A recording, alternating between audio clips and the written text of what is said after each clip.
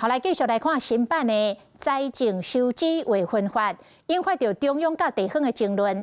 行政院长杜英泰明仔载将要分2个提出，邀请着地方政府研究解决的办法。因为纳北立委甲计算公式的分母写唔对去，致使着部分的县市统筹分配款比进前较少。民进党是叫国民党甲民众党爱来道歉，国民党的立委罗志强回击，讲整体公式并无唔对。屠刀一直都不在民进党的手上。总统这话回应台中市长罗秀燕针对着在违法向中央讲放下屠刀，台北市长郑万安遂跳出来为罗秀燕。中央不克扣地方，地方就不会包围中央。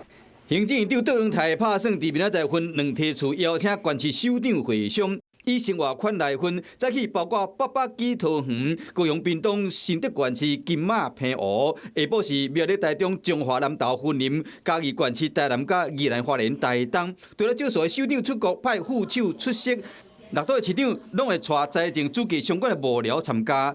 在违法的公式出差错，民进党希望拿北为错误修法会失利。傅崐萁、林思敏、王宏威当时的党团3长，他们还是不愿意出来面对，不愿意出来道歉哦。甚至王宏威还刻意缺席，不敢出席国民党团自己的记者会。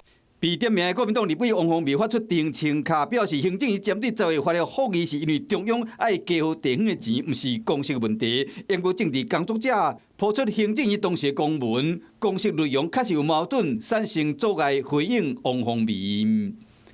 公式不对，你可以修啊。除了说离岛的这个部分可能有要调整的地方，整体的公式对于其他的县市来讲的话，并没有什么问题啊。复议的理由当中就有说出公式会窒碍难行，但你们不读书不检讨。条约为了在违法的对象，敢会当化解这款的局面，就要看行政院会商敢会当建立共识。